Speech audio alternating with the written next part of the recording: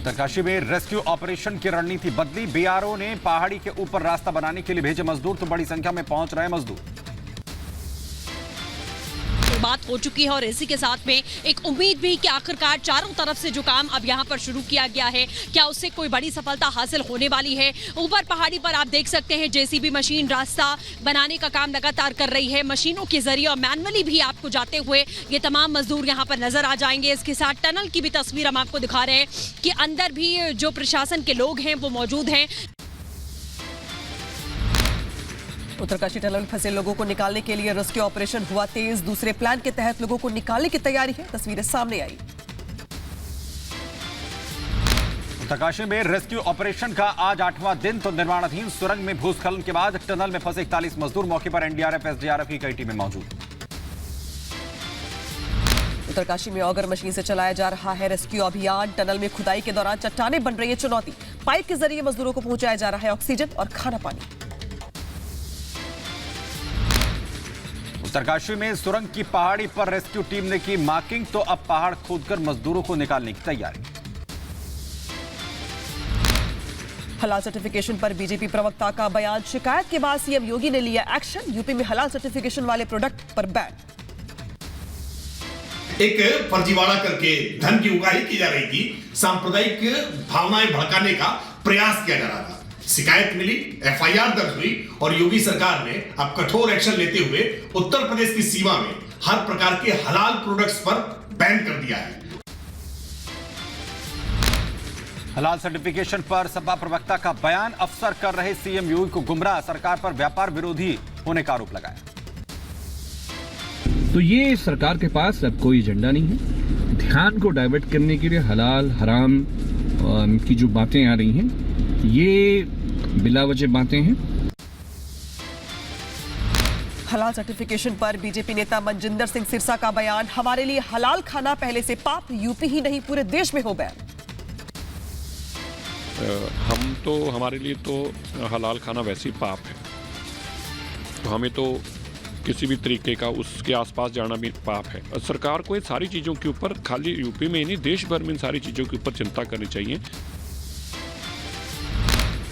केंद्रीय मंत्री हरदीप सिंह पुरी का बयान। राजस्थान में बीजेपी की सरकार बनी तो पेट्रोल की कीमत होगी कम। गांधीनगर में पेट्रोल की कीमत कम तो जयपुर में ज्यादा क्यों?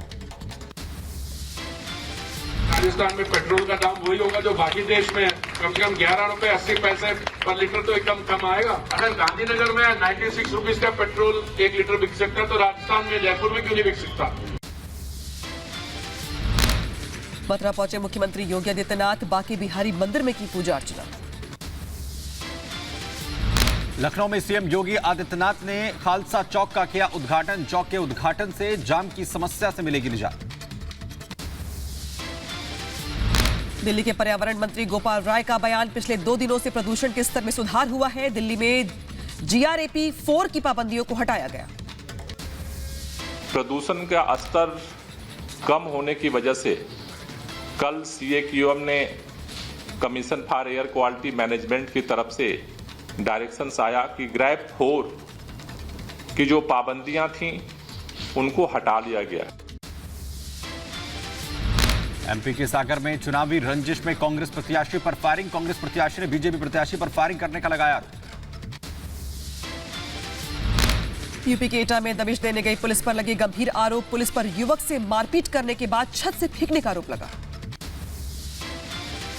दिल्ली में प्रदूषण से नहीं मिल रही है निजात। वहीं आईटीओ के पास छाई धुंध की चादर। ड्रोन तस्वीरें आई सामने। यूपी के देवरिया में महिला की हत्या का मामला। आरोपी पति को पुलिस ने गिरफ्तार कर लिया है। यूपी के बदायूं में बेटे ने पिता को उतारा मौत के घाट, तो इलाके में मचा घमासान। आरोपी बेटा मौके से फरार, वहीं तलाश में जुटी पुलिस। यूपी के देवरिया में 2 पक्षों में जमकर हुई मारपीट। जमीनी विवाद में मारपीट का वीडियो वायरल हुआ। कई लोग घायल हुए। पुलिस ने 5 लोगों को गिरफ्तार कर लिया है। उत्तर प्रदेश के रामपुर में पुलिस और बदमाशों के बीच मुठभेड़। जवाबी कार्रवाई में बदमाशों को लगी गोली, तो एक बदमाश ढेर तो दूसरा घायल। हरियाणा के यमुनानगर में हार्डवेयर स्टोर की दुकान में लगी आग। दुकान में आग से लाखों का सामान जलकर खाक हुआ। मौके पर दमकल की टीम भी पहुंची। हरियाणा के यमुनानगर में 2 ट्रकों की आपस में टक्कर हो गई। हादसे के बाद लगी भीषण आग। ट्रक चालक की हुई मौत। गुजरात के वालसाड में आग का तांडव देखने को मिला। एक कंपनी में लगी भीषण आग, मौके पर दमकल विभाग की कई टीमें मौजूद हैं। राजस्थान के जोधपुर में एक ट्रांसपोर्ट कंपनी में लगी भीषण आग, कड़ी मशक्कत के बाद आग पर काबू पाया गया। दिल्ली के रोहिणी में बड़ा हादसा हुआ। डीटीसी की इलेक्ट्रिक बस पलटी। हादसे में कई लोग गंभीर रूप से घायल हुए, अस्पताल में भर्ती करवाए गए। राजस्थान के झुंझुनू में दर्दनाक सड़क हादसा हुआ है, जहां पर ट्रक ने पुलिस की गाड़ी को टक्कर मार दी। हादसे में 5 पुलिसकर्मियों की मौत हुई। यूपी के झांसी में रफ्तार का कहर देखने को मिला। नियंत्रित होकर पुल से नदी में गिरा बालू से लादा डंपर। हादसे में डंपर के उड़े पर खच्चे। बेंगलुरु में बिजली कर्मचारियों की लापरवाही से मां बेटी गई जान। सड़क पर गिरे टूटे तार की चपेट में आने से मां बेटी की मौत। हरियाणा के यमुनानगर में तेंदुए का आतंक देखने को मिला। खेत में काम कर रहे किसान और उसके बेटे पर हमला कर घायल कर दिया। वन विभाग ने तेंदुए का किया रेस्क्यू। अहमदाबाद के नरेंद्र मोदी स्टेडियम में वर्ल्ड कप फाइनल मैच का आगाज। पहले टीम इंडिया कर रही है बल्लेबाजी। प्रधानमंत्री ने टीम इंडिया को जीत की दी शुभकामनाएं। कहा, भारत की जीत के लिए 140 करोड़ भारतीय जीत की कर रहे हैं दुआ। देश की टीम को विजेता बनाने के लिए शुभकामनाएं।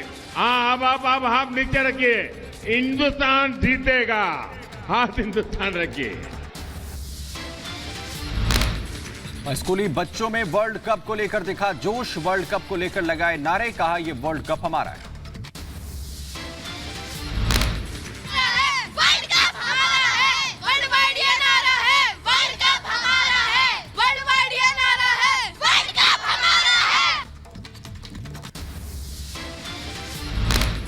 अहमदाबाद के नरेंद्र मोदी स्टेडियम के बाहर क्रिकेट फैंस का जमावड़ा। बड़ी संख्या में देश विदेश से पहुंचे लोग।